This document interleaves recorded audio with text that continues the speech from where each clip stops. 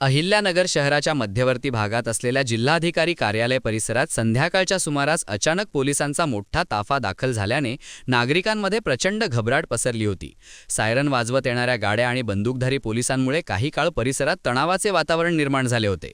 मात्र हा कोणताही वास्तविक दहशतवादी हल्ला नसून आपत्कालीन स्थिती हाताळण्यासाठी पोलिसांनी राबवलेली ही एक सराव मोहीम मॉकड्रिल असल्याचे प्रशासनाकडून स्पष्ट करण्यात आले।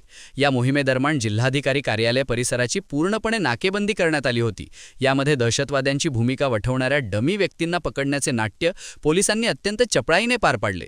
कोणत्याही संकटाच्या वेळी पोलीस यंत्रणा किती वेगाने प्रतिसाद देते आणि विविध विभागांमध्ये कसा समन्वय राहतो याची चाचपणी करणे हा या मोहिमेचा मुख्य उद्देश होता।